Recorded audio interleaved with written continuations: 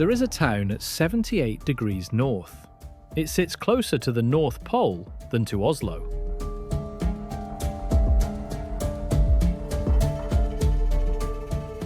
"1,300 kilometers of open water separate it from the top of the world. 900 separate it from the nearest mainland harbour. The ground beneath it is frozen, not seasonally, permanently.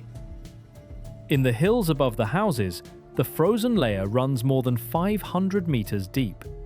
You cannot dig a foundation into it. You cannot lay a pipe beneath it. Since 1950, you have not been able to bury the dead in it.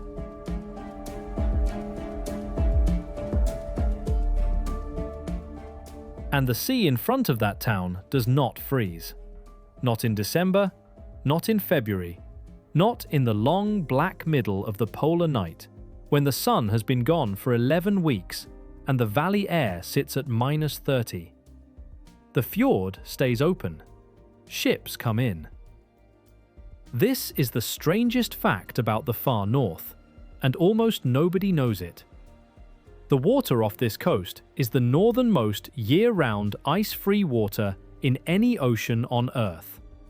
Not the northernmost in the Atlantic, in any ocean.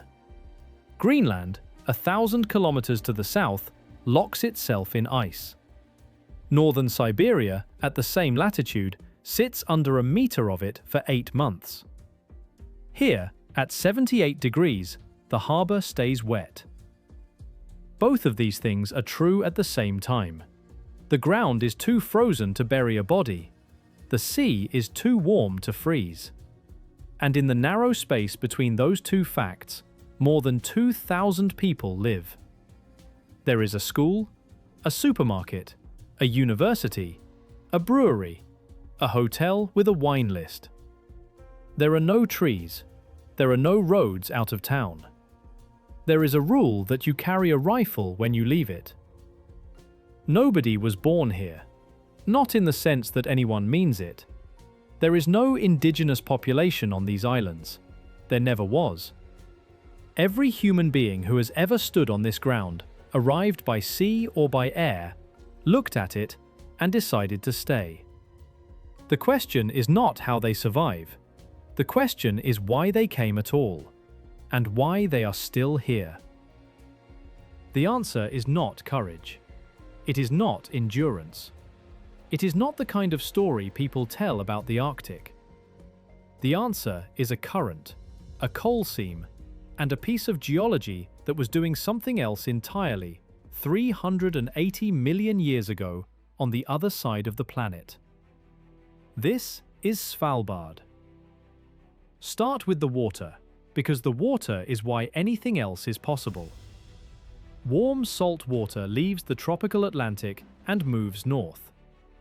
Most people know the first half of that journey by another name, the Gulf Stream. It crosses the Atlantic, becomes the North Atlantic Current, runs up the coast of Norway, and by the time it reaches the top of the map, it has one last branch left in it. That branch is called the West Spitsbergen Current. It is about 100 kilometers wide. It carries water at 6 to 8 degrees Celsius. And it does not wander. It follows the shape of the seafloor, the steep drop at the edge of the continental shelf, the way a river follows a valley. The ocean floor steers it. It runs straight up the western coast of Svalbard and keeps going, into the Arctic Ocean itself. It loses about half a degree of heat for every 100 kilometers it travels. That heat does not vanish. It goes into the water above, and into the air above that, and into the coast beside it. In winter, this current carries enough heat that if it met ice directly, it could melt a slab 4 meters thick.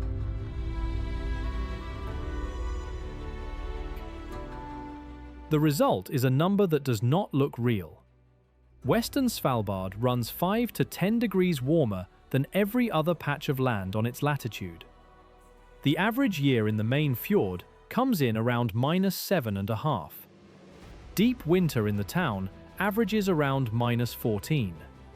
Cold, but not Siberian cold, not Greenland plateau cold. There are towns in central Canada, 2,000 kilometers further south, that are harder to live in. And this is where the map starts to explain itself. Look at where people actually are on these islands. Every settlement, every single one that has ever lasted, sits on the west coast, or in a fjord that opens toward it. That is not a coincidence, and it is not a preference. It is the current. The west coast is where the ships could reach. The east is where they could not. The eastern side of the archipelago gets a different ocean. A cold current comes down out of the polar basin, carrying drift ice with it, and presses against the eastern islands all year. Where those two currents meet, the fog sits so thick that sailors used to navigate by sound. Nobody lives on the east. Nobody ever has. So the first term the land set was simple, and it was set before any human being saw these islands. There is one door into Svalbard. It faces west. It is held open by a current that comes from the tropics. Everything that happens next happens because that door exists.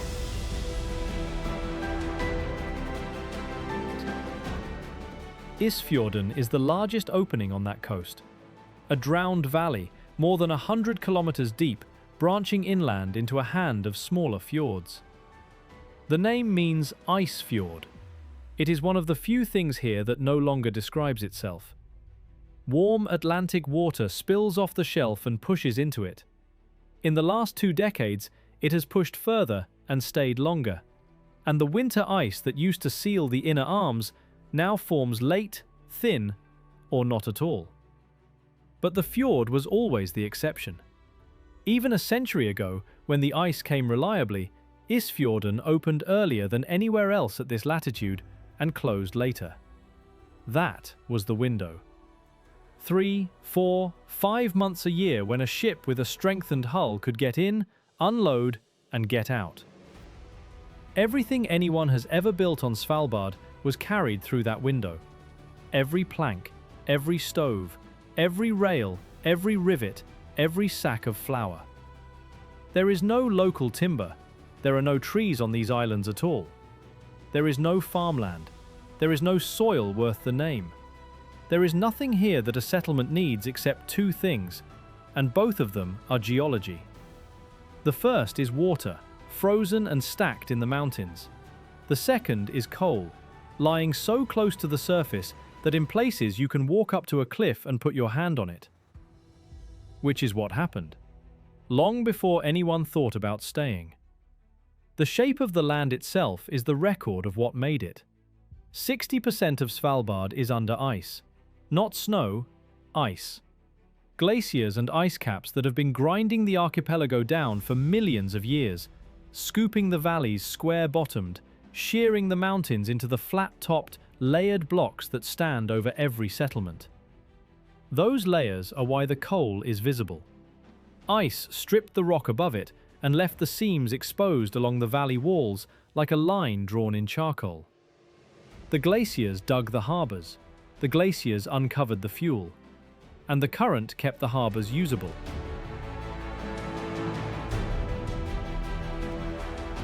Three geological accidents, arriving at the same set of coordinates. That is the whole reason there is a town. The land is bare enough that you can read it. Sparse vegetation, no forest, no topsoil. The rock is simply on display. Geologists come here for that. Formations from nearly every era in Earth's history sit stacked on these islands in the open air, and you can walk from one age of the planet into another in an afternoon. Rocks laid down under a shallow tropical sea. Rocks laid down under a swamp. Rocks holding marine fossils from the end of the Permian and the bones of things that swam over this place when it was warm. Svalbard has not always been in the Arctic. It has only been here recently, by the standards of the ground it is made of. Hold that. We will come back to it, and it will explain everything.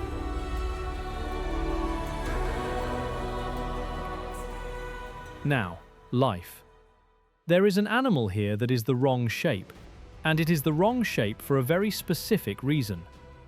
The Svalbard reindeer is the smallest reindeer subspecies on Earth. It arrived somewhere around 7,000 years ago, walking across sea ice from the east, and then the ice went and it was stuck. What happened next is a textbook case of an animal being redesigned by terrain. On the mainland, reindeer are built to travel. Long legs, big herds, hundreds of kilometers a year between summer range and winter forest. That entire strategy requires somewhere to go. Here, there is nowhere to go.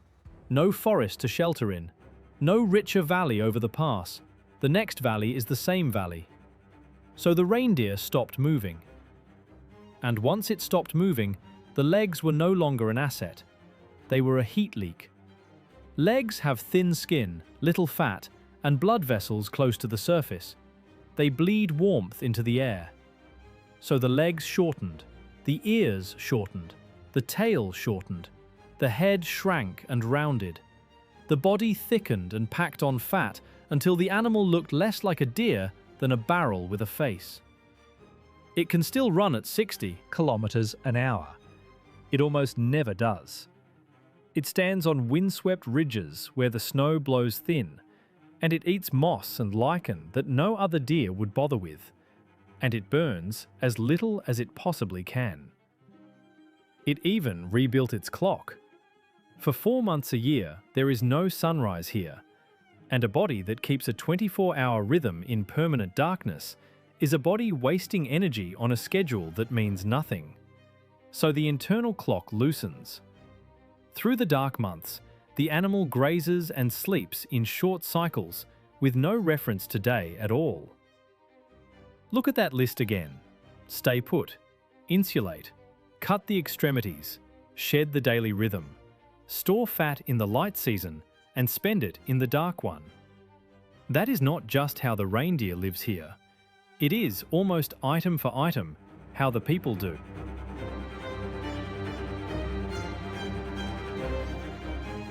"55 kilometers west of the main town, on the far side of a headland, there is a second settlement.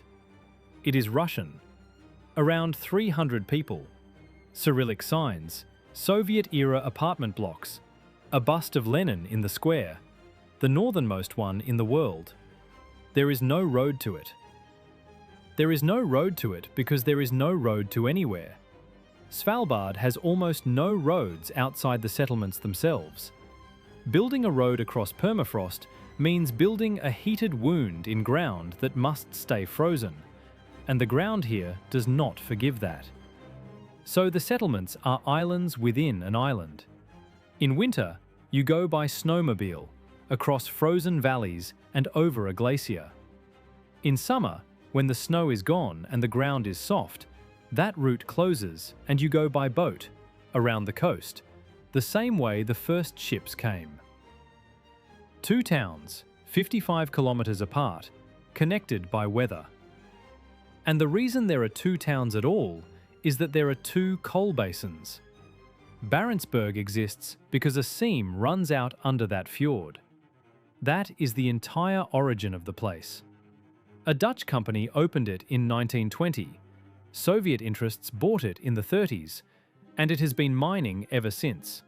For a while with more than 1,000 people, now with fewer than 300. It is worth being clear about what that means. Nobody chose that shoreline for the view, or the harbour, or the politics. They chose it because the rock underneath contained fuel, and the water in front of it stayed open. The map of who lives where on Svalbard is not a political map. It is a geological one with people standing on it.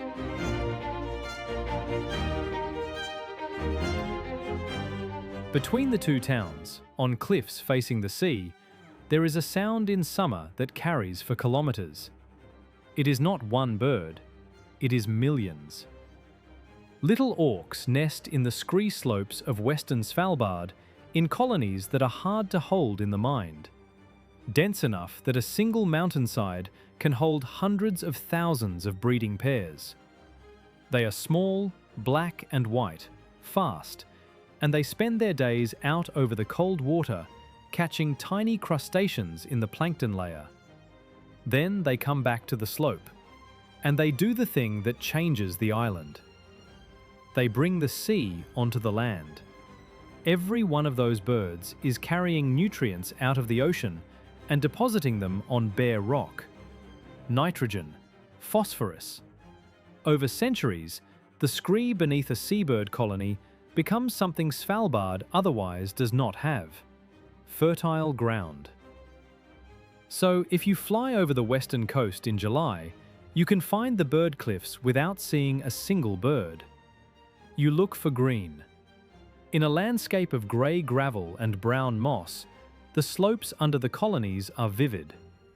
Mosses, grasses, saxifrage, a scatter of flowers. The reindeer know it. The geese know it. The Arctic foxes have known it for thousands of years, which is why they den in the rockfall directly below. Svalbard has no soil to speak of, and no trees at all. 160-odd species of flowering plant, all of them low, most of them clinging. The only genuinely rich ground on these islands was carried there, one beakful at a time, by birds.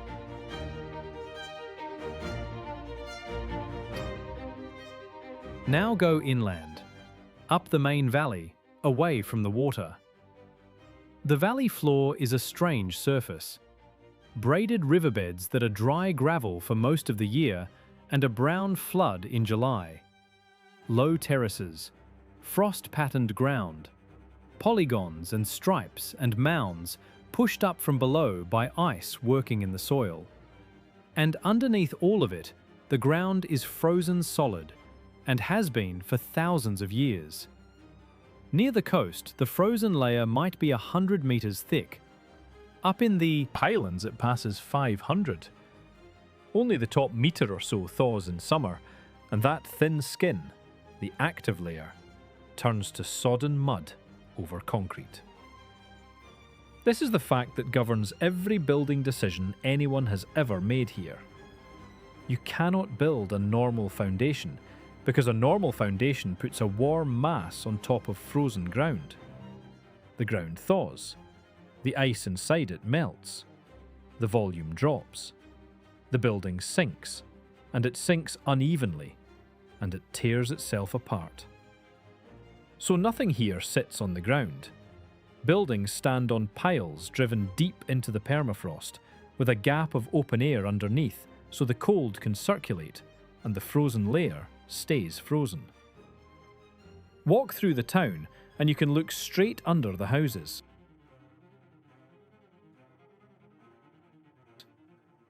Water is the same problem in reverse. You cannot bury a pipe because a buried pipe is a heated line running through ice.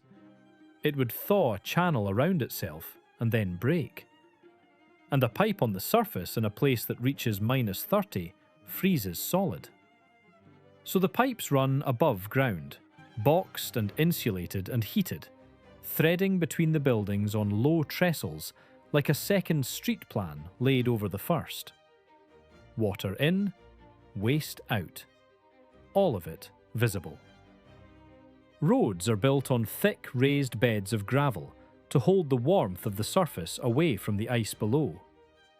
The airport runway is painted pale so that summer sunlight bounces off it instead of soaking in and softening the ground it stands on. None of this is decoration. Every one of those choices is a negotiation with a single physical fact. The ground must stay frozen. If the ground thaws, the town stops working.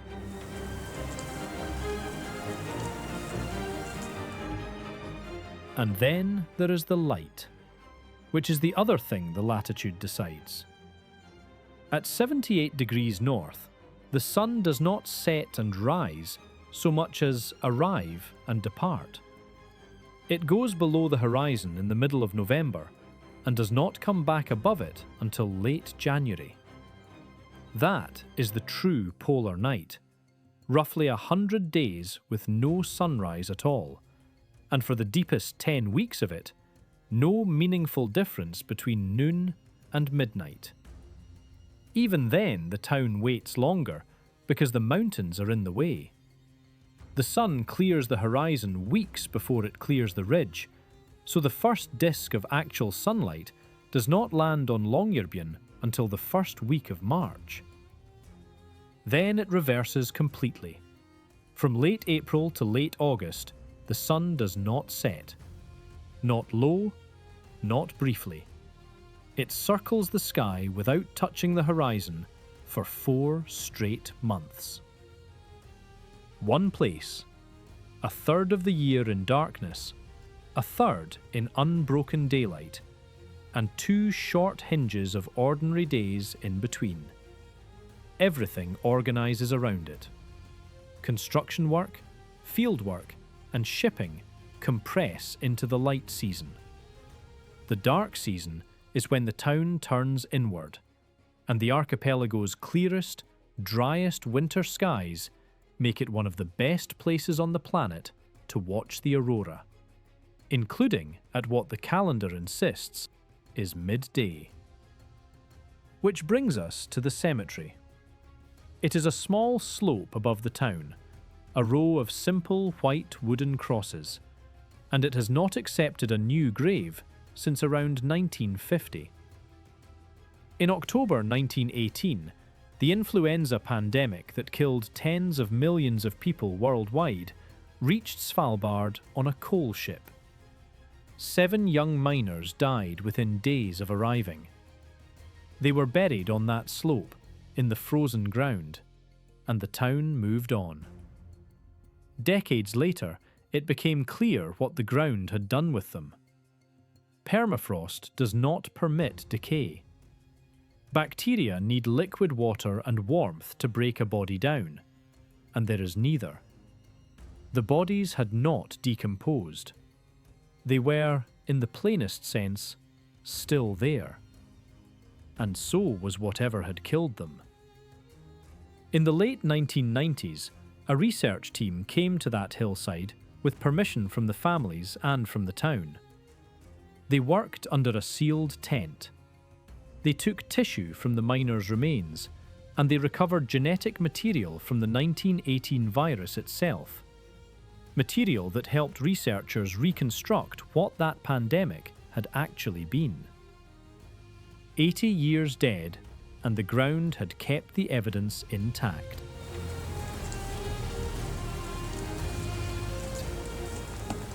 The graveyard was closed, not by a law against dying. That story has travelled a long way, and it was never true, and the local church has spent years correcting it. There is no punishment for dying in Longyearbyen. There is simply nowhere to put you. People who die here are flown to the mainland.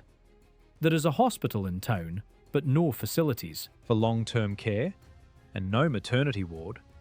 So those at the end of life and those at the beginning of one both make the same journey south. A town where you can live, work, marry, drink, ski, and grow old, but where the 2 oldest human events, being born and being buried, have to happen somewhere else. The land did not permit them. That is all. And then there is the mountain, directly behind the houses. It is called Sukkertoppen, Sugartop. It rises steeply from the valley floor, with the town built along its foot, and for most of a century, that seemed like the sheltered side of the valley. The slope angle is the problem. So is the wind. Strong easterly storms run down this valley and strip snow off the plateau above, then dump it onto the lee face in a deep, unstable slab. Add a sharp warming, the kind of storm that lifts the temperature from -15 to 0 in a matter of hours, which the Atlantic weather here increasingly delivers, and the slab loses its grip on the layer beneath it.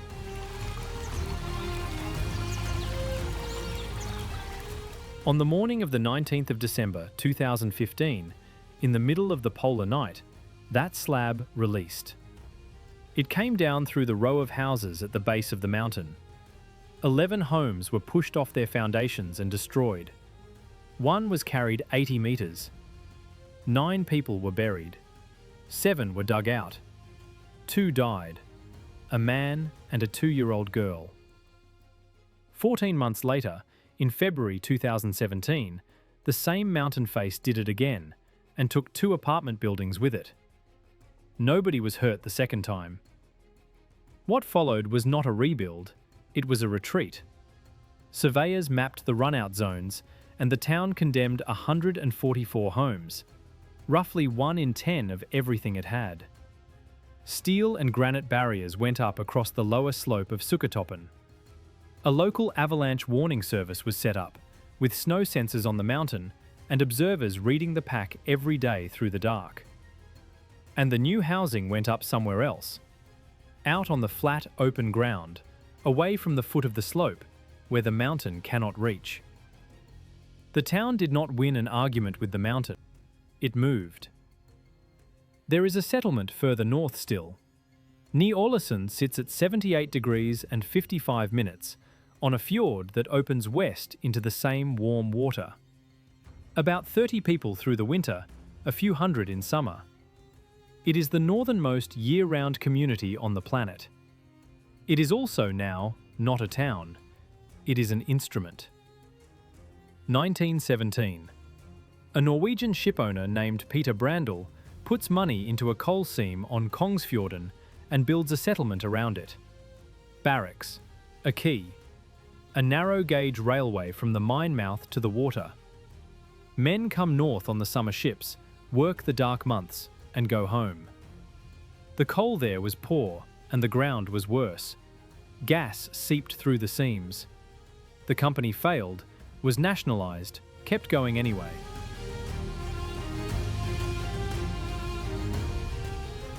Then, in 1962, an explosion in the mine killed 21 men. The scandal reached Oslo. The national government fell over it, and mining at Ny-Ålesund was ended permanently. What was left was a cluster of buildings at 79 degrees north, with a quay, a runway, power, and no reason to exist. So it was given another one. The place became a research station, and then a shared one.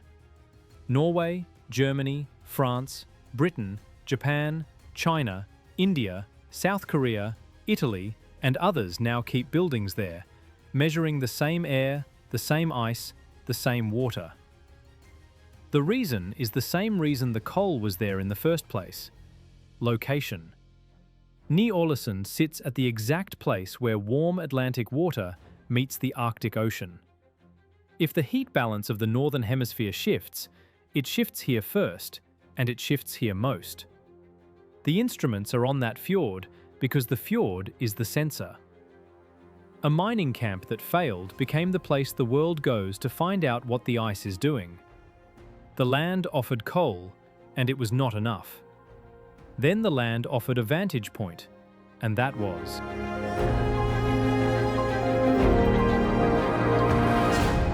50 kilometers east of it, at the head of a different fjord, is the settlement that did not get a second use.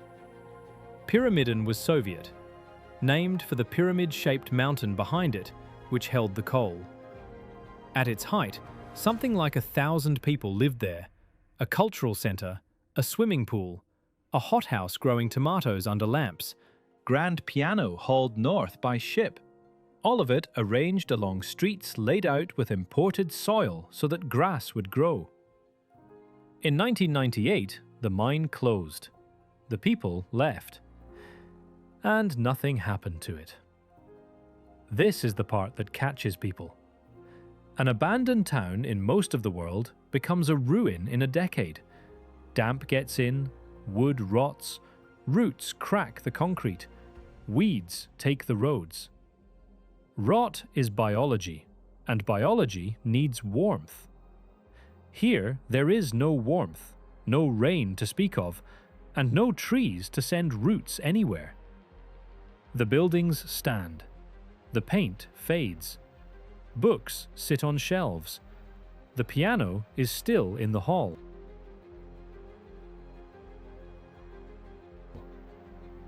The ground that would not take the town's dead will not take its buildings either.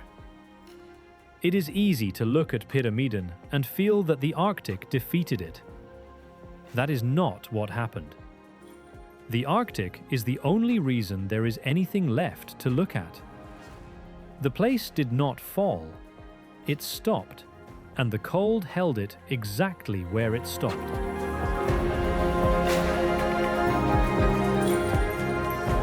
Under the gravel between those settlements, something is alive that should not be. The Arctic springtail is about 2 millimeters long. It lives in the thin, thawed skin of the summer ground, in moss, under stones, in numbers that run to tens of thousands per square meter. It is not an insect quite, an older branch, 6 legs, no wings. Every autumn its world freezes solid, and it has no way to leave. Most cold-adapted animals solve this by loading their bodies with antifreeze compounds to stop ice crystals forming inside them. The springtail does something stranger and far more absolute. It empties itself of water. As the ground begins to freeze, the animal opens itself to the air and lets its own body moisture move out into the ice around it. It shrinks. It shrivels. It can lose the large majority of its body water and go completely dormant, a dried husk in frozen gravel. There is then nothing left inside it to freeze. It waits like that through the dark and the deep cold. In spring, the meltwater comes back, and it drinks itself whole again and walks away. Every animal here is running the same calculation. The reindeer cuts its extremities and stops moving. The springtail cuts its water and stops being wet. Both are choosing what to give up in order to stay. Nothing on Svalbard survives by resisting the cold. Everything survives by agreeing with it.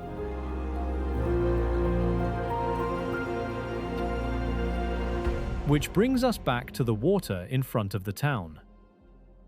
Adventfjorden is a short arm off the main fjord, shallow at its head, with a wide flat of grey silt that the river lays down every summer.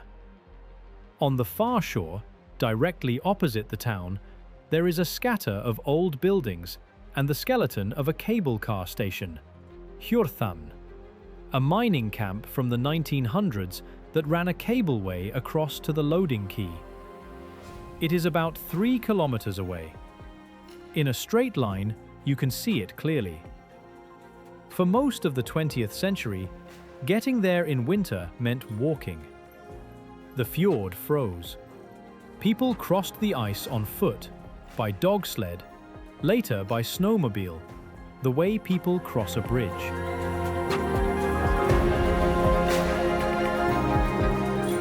That ice is now unreliable, and in many years it does not form at all. The reason is the same current we began with. More Atlantic water is spilling onto the shelf and into the fjords than there used to be. Warmer water at depth. Warmer air above it. The winter cold no longer wins for long enough to build a lid. So a crossing that existed for a century has quietly closed, and the far shore, 3 kilometers away, is now a boat trip. Remember the towns with no roads between them? This is the other half of that. For most of Svalbard's inhabited history, the missing roads did not matter much, because for half the year, the sea and the valleys froze into a surface you could travel on. Winter built the roads. Now winter builds fewer of them, later, and less reliably. The archipelago is bigger than most people picture, and almost all of it has no one on it. There is Bjørnøya, alone in the gap between Svalbard and the mainland, a low island of cliffs and fog with a weather station and nothing else.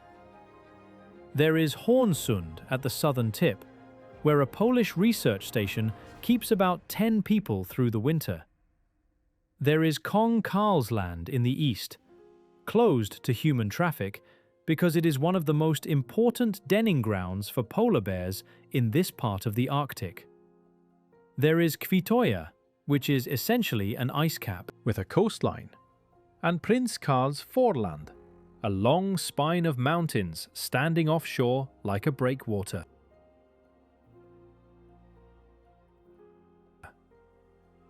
And there is Van Meyenfjorden in the south, which still grows a solid winter lid every year, while the fjords to the north do not. The reason is one island sitting across its mouth, blocking most of the exchange with the open sea. Warm water cannot get in freely, so the fjord behaves like an older, colder version of itself. One island, in the right place, holding a fjord in the past.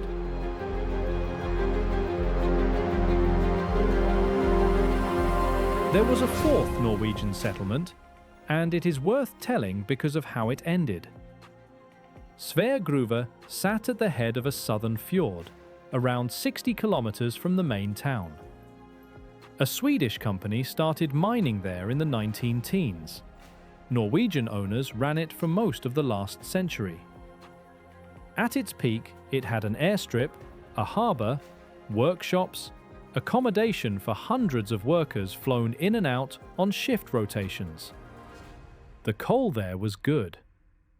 It was also, in the end, finished. What the state decided to do next has almost no precedent. It did not board the place up. It did not leave it standing the way Pyramiden was left standing.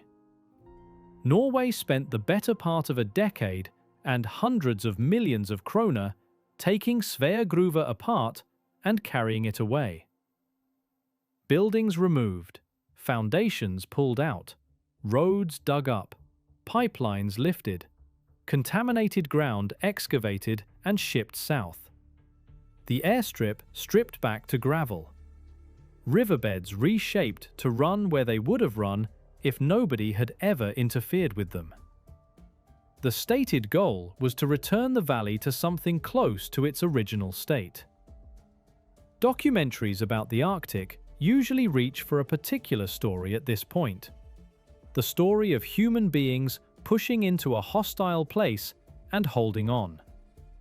It is a good story, and it is not entirely wrong.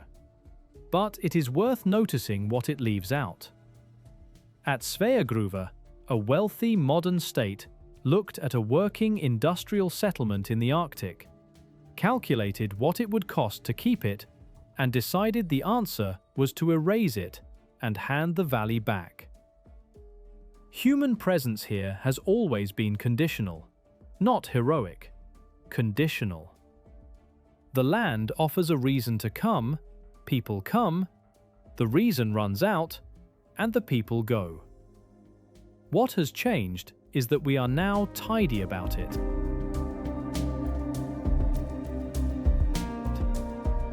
And the further east you go, the less any of that has ever applied.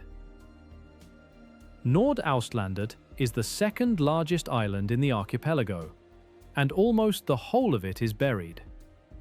Austfonna, the ice cap on its eastern side, is one of the largest bodies of ice in Europe, a dome hundreds of meters thick that reaches the sea along a cliff of ice running for tens of kilometers.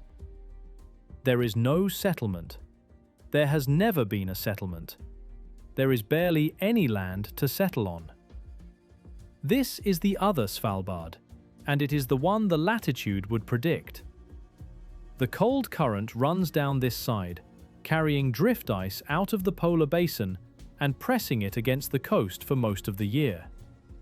The fjords freeze hard and stay frozen. Ships get in for a few weeks in a good summer, and in a bad one, they do not get in at all. The two halves of the archipelago sit at the same latitude and receive the same amount of sunlight to the minute. One has towns, an airport, a university, and a hotel. The other has an ice cap and polar bears. Nothing separates them except which ocean current arrives at the shore.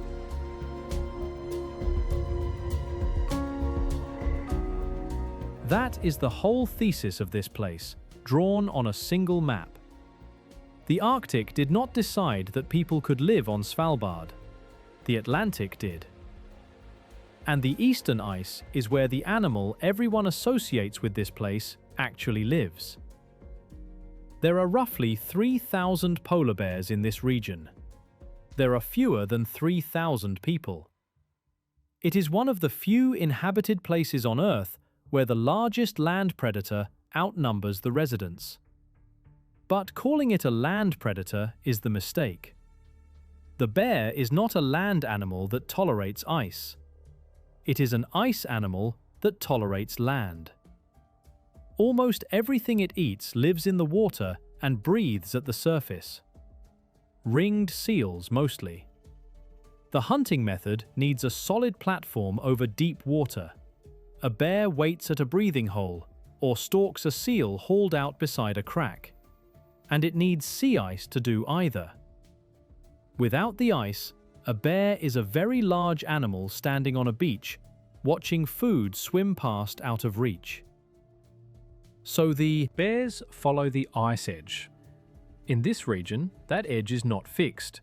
It advances south and west in winter, and in summer it retreats north and east, away from the warm current, deeper into the polar basin, further from the coasts.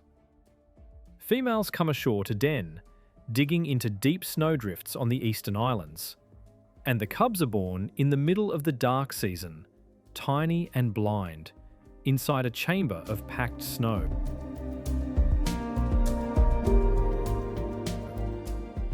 The distance between the good hunting ice and the good denning ground is not a constant. It has been widening. It is a strange piece of symmetry. The same current that opened the door for people is closing the door for the bear. One warm branch of the Atlantic, running north along one coast, deciding both.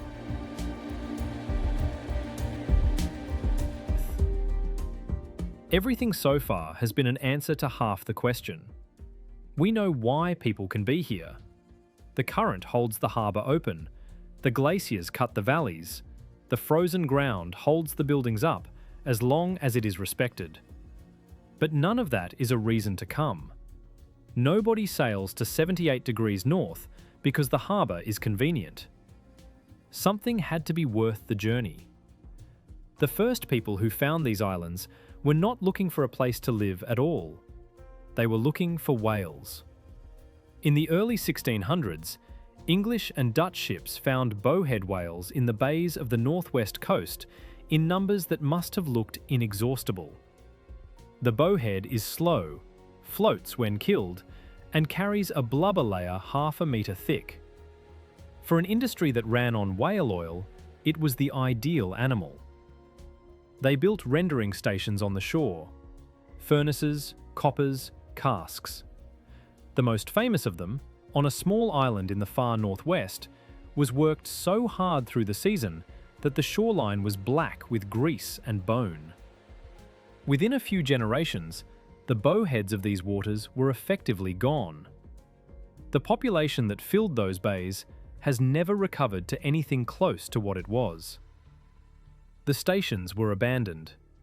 Then Russian trappers came for fox and bear and worked the coast for another century and a half, and when fur prices collapsed, they went too. 300 years of people arriving, taking what could be carried, and leaving. No settlement lasted. Nobody wintered here because they wanted to.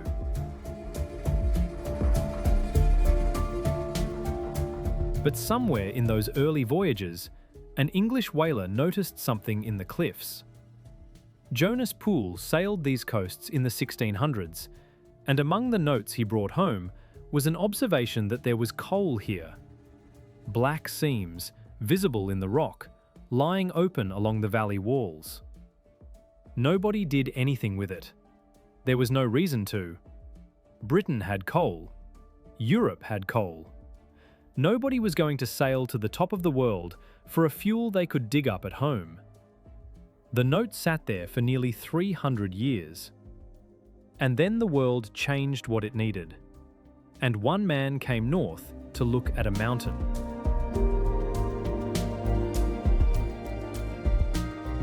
Behind the main town, there is a flat-topped mountain called Plateau Barriet, the Plateau Mountain. It is not dramatic. It is a grey block with a level summit and layered sides, and from the valley, it looks like every other mountain here. Everything about why people live at 78 degrees north is inside it. 1901. An American businessman named John Munro Longyear takes his family on a summer cruise to the Arctic. He is in the timber and iron trade in Michigan. He is not an explorer, and he is not looking for adventure. He looks at the cliffs above the fjord, and he sees the seams. He goes home, does the arithmetic, and comes back. In 1906, his Arctic coal company begins working the mountain above the shore, and a row of barracks goes up on the terrace below it for the men who will stay the winter. They call it Longyear City. By 1910, there are 200 men working for him, most of them Norwegian. By 1912, the company is shipping 40,000 tons of coal a year out of a fjord that 4 years earlier had nothing on it. In 1916, he sells the whole operation to a Norwegian company, and the name is later softened into Norwegian, Longyearbyen, the Longyear town. It is worth being precise about what changed, because it was not the Arctic. Steamships changed, steel changed, Europe's appetite for coal changed, and coal at the top of the world stopped being a curiosity and became a supply. The seam Jonas Poole had noted 3 centuries earlier had been sitting there the entire time, worth nothing, waiting for a world that needed it. What followed was a rush. British interests, Swedish interests, Dutch, Russian, Norwegian, companies staking claims across the archipelago, opening camps at Advent City, at Pyramiden, at Sveagruva, at Barentsburg, at Ny-Ålesund. Almost all of them on the western coast. All of them chasing the same black line in the rock. These islands had no owner. They had been a no man's land for 3 centuries, useful to everyone and governed by nobody. In 1920, in Paris, that was settled by treaty. Norway received sovereignty. In return, every signatory nation kept the right to send its citizens to live, work, and extract resources on the archipelago on equal terms. That clause is why Svalbard is, to this day, one of the most open territories on Earth. Citizens of dozens of countries can move here without a visa. Longyearbyen's 2,000-odd residents come from more than 50 nations, and it is the reason a town of that size, at that latitude, has Thai food, a Filipino community, and a school running in several languages.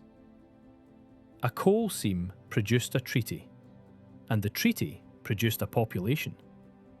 All of it downstream of the rock.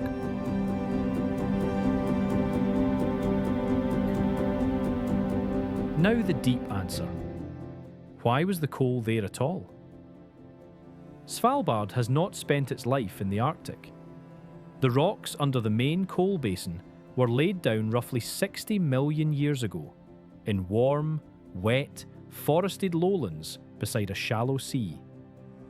Swamp vegetation fell into standing water, was buried before it could rot, and was pressed under the weight of everything that came after, until it turned to coal.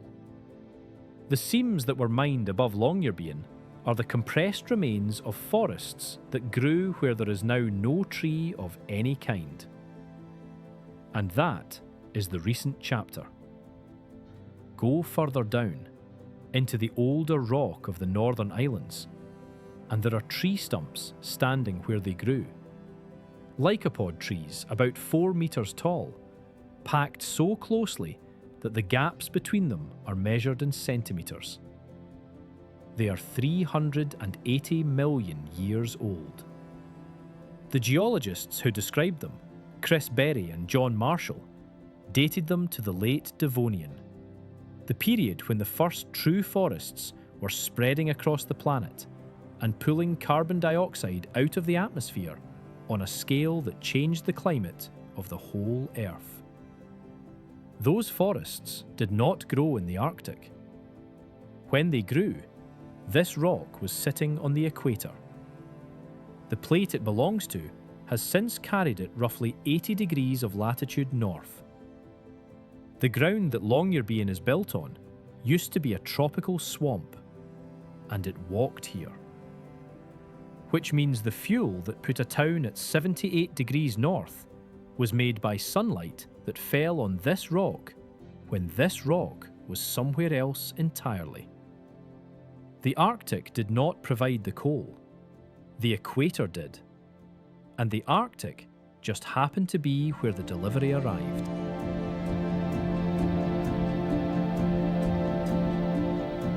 Look at Platebarget now. Cut into its base is Mine 3, closed and preserved. Above the valley, Mine 7, the last working coal mine in Norwegian Svalbard, which shut down in the summer of 2025 after half a century. The coal-fired power station in town had already stopped burning coal 2 years earlier. The industry that built every settlement on these islands is over. And 120 metres inside the same mountain, behind a concrete entrance that juts out of the slope, there is a room. The Svalbard Global Seed Vault opened in 2008. It holds well over 1 million seed samples, food crops from nearly every country on Earth, sealed in foil packets, stacked in boxes on shelves, at 18 degrees below zero. It is the backup copy of agriculture. And it is here for exactly the reasons this documentary has been describing. Permafrost, so that if every machine fails and every power line goes down, the mountain itself stays frozen and the seeds stay cold on their own. Rock hundreds of meters thick, and a site well above any sea level the future is likely to produce. A geologically quiet island without earthquakes. A treaty that keeps the place demilitarized and open to every depositor nation. And an international airport 1 kilometre away, on a runway built on gravel and painted pale, so that a shipment of seeds from anywhere on the planet can arrive by scheduled flight. It has already been used. In 2015, a research centre that had held one of the great collections of dryland crop seeds lost access to its facility in Syria. It asked Svalbard for its deposit back. The vault opened and the seeds went out, and the collection was rebuilt elsewhere. So here is the answer to the question this began with. Why does anyone live this far into the Arctic?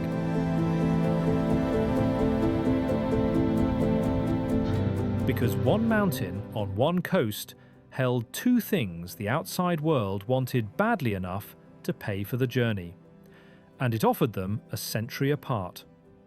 First, the carbon.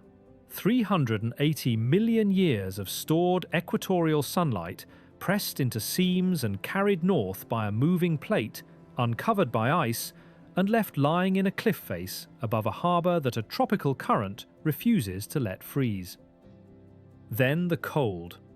The same frozen ground that would not take the dead, that would not hold a foundation, that would not let a pipe be buried, sold in the end as the most reliable refrigeration on Earth. The town was never here because people are hardy. It was here because the land had something to trade. When the first thing ran out, the land had a second thing ready. That is the only reason Longyearbyen is still standing while a dozen other camps on these islands are gravel or empty or gone.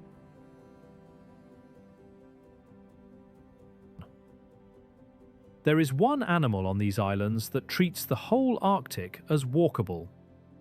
The Arctic fox is the only land mammal here that arrived on its own and never stopped arriving.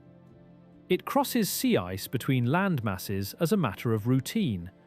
Individuals have been tracked leaving Svalbard, walking over the frozen ocean to Greenland and on into northern Canada, covering thousands of kilometers in a matter of months. It carries the thickest fur relative to its size of any animal in the Arctic. Short muzzle, short ears, short legs, fur on the soles of its feet. The same design principle as the reindeer, at a tenth of the weight. It swaps a brown-grey summer coat for a dense white winter one, and it can sleep out a storm in the open with its tail across its face. It dens in the fertile ground under the bird cliffs, where the sea has been fertilizing the slope for centuries. In summer, it eats eggs and chicks and caches what it cannot finish, buried in cold gravel that keeps food for months. In winter, it walks out onto the ice and follows the polar bears, living on what they leave. Every part of that life is built on a surface that forms in winter and is supposed to be there. The fox that walked to Greenland walked on the same missing bridge that used to carry people across Fjorden. It is the same ice, and it is getting harder to count on.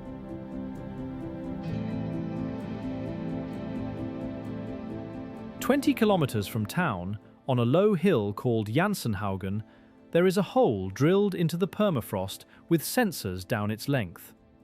It has been red for decades. Near the surface, ground temperature swings with the seasons. 15 or 20 meters down, the seasons cancel out entirely and the temperature holds steady, which makes the deep readings a record of the climate itself, stripped of weather. Those deep readings have been rising. Warming has been measured all the way down to 40 meters. That is not a forecast. It is a thermometer in the ground the town is standing on. Svalbard is now warming several times faster than the global average. Winters that were reliably frozen now break into rain. The thawed summer layer on the surface is getting thicker, and where it thickens, the ground moves, settling under buildings, creeping on slopes, feeding the kind of wet, unstable snowpack that came off Sukkertoppen. Homes built on piles are shifting. Old wooden structures, standing since the coal rush, are sagging and rotting for the first time, because for the first time there is enough warmth and moisture in the ground to rot them. In one recent warm summer, meltwater ran into the entrance tunnel of the seed vault itself, and the entrance had to be rebuilt to make sure it could not happen again. Nothing about that is abstract here. The town exists inside a very specific arrangement: frozen ground below, open water in front. Everything, the piles, the pipes, the harbour, the vault, the graveyard that had to close, is an adaptation to one or the other. Both halves of that arrangement are moving at once.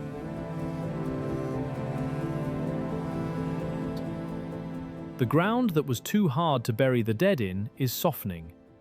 The sea that was too warm to freeze is getting warmer still, and taking the winter ice road with it. There is a habit, when talking about places like this, of ending on endurance. The little town at the top of the world, holding on. It is a comfortable ending, and it is the wrong one, because it puts the people at the center of a story that was never about them.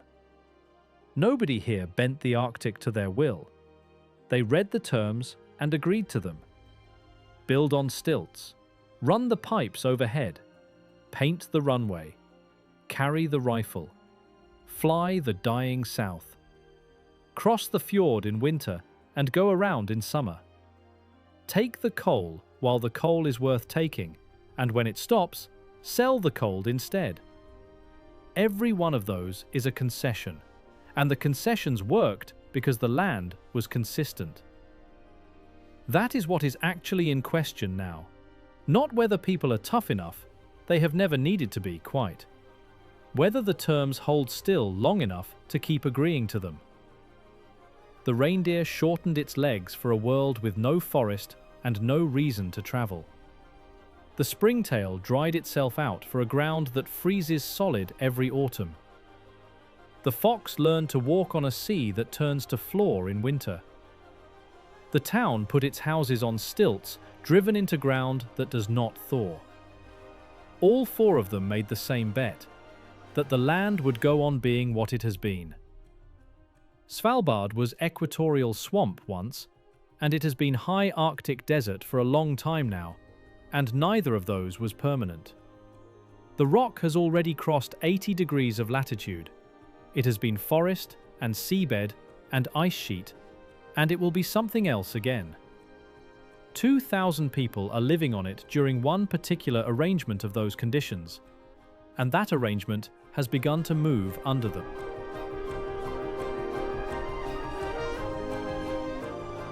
Nobody knows what the ground under Longyearbyen will be doing in 100 years. Nobody knows whether the harbour will still be the northernmost open water in the world, or the mountain still the coldest safe room on the planet, or whether the seeds will need to be somewhere else. The land set the terms once, and people built a town on them. It has not said yet what the new ones are. Thank you for watching. Until the next